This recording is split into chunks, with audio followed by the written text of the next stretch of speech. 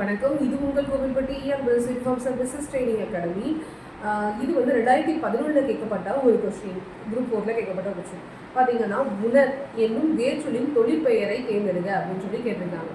அதாவது வேர்ச்சொல்லை கொடுத்துட்டாங்க, அதோட தொழிற்பெயர் என்னன்னு கேட்குறாங்க. தொழிற்பெயர்னா எப்படி இருக்கும் அப்படிங்கிறத சொல்கிறேன். மேக்சிமம் எப்படி இருக்கும்னா தல், படித்தல், படித்தல், உறங்குதல் அப்படின்னு சொல்லிட்டு தல் கொண்டு முடியும். அதாவது ஒரு செயல். ஸோ அதை வந்து செய்கிறதுக்கான சில, அதாவது சிம்பிளான வேர்ட்ஸாக இருக்கும். ஓகேங்களா? இதுக்கு பார்த்தீங்கன்னா சில டைம், ஓகேங்களா, ஒரு சில மேக்ஸிமம் உங்களுக்கு தள் கொண்டு தான் முடியும்.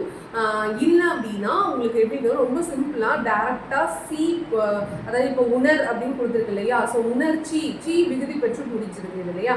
ஸோ இதுதான் இதுக்கான சரியான விடை. இந்த ரெண்டாவது ஆப்ஷன் பார்த்தீங்கன்னா உணர்வான் அப்படின்னு சொல்லிட்டு இருக்கு. உணர்வான் அப்படிங்கிறது இது ஒரு வினையான நிலையின் பெயர். ஸோ வினையான நிலையின் பெயர்னா என்ன அப்படிங்கிறத தெளிவாக இந்த இடத்துல சொல்கிறேன், நோட் பண்ணி வச்சுக்கோங்க. வினையான நிலையின் பெயர் அப்படின்னா ஒரு வினை சொல் இருக்கு இல்லையா? ஸோ அந்த வினை சொல்ல கொண்டு ஒரு ஆண்பாலோ இல்லை பெண்பாலோ குறித்து வர்றது தான். அதாவது இப்போ உண்பான், உணவு, உண்ணுதல் அப்படிங்கிறத வந்து அந்த செயலை வந்து ஒருத்தர் செய்யறான் அப்படின்னா அதை என்ன சொல்லுவோம்? ஒரு ஆண் செய்யறான் அப்படின்னா உண்டான் அப்படின்னு சொல்லுவோம். இதுவே ஒரு பெண் செஞ்சா உண்டாள் அப்படின்னு பெண் பாலுக்கு நம்ம சொல்லுவோம் இல்லையா? ஸோ இந்த மாதிரி இருக்கிறதா என்னதுன்னா வினையால் அணையும் பெயர். ஸோ அப்போ ஆப்ஷன் பி கிடையாது. ஆப்ஷன் சியும் ஆப்ஷன் டியும் பாருங்களேன்.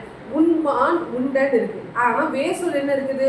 உணர்ந்து இருக்கு. அப்போ இந்த இடத்துல லாஸ்ட் 2 ஆப்ஷனை ஸ்கிப் பண்ணிடலாம். ஏன்னா உணர்ச்சிங்கிறது வேற, உண்ணுதல் அப்படிங்கிற சாப்பாடு சாப்பிட்றதுங்கிறது வேற இல்லையா? ஸோ அப்போ பியும் சியுமே, அதாவது சியும் டியுமே எப்படி இருக்குன்னா தப்பாவே தான் இருக்குது. ஆப்ஷன் டேரக்டாகவே இந்த இடத்துல நம்ம ஸ்கிப் பண்ணிடலாம்.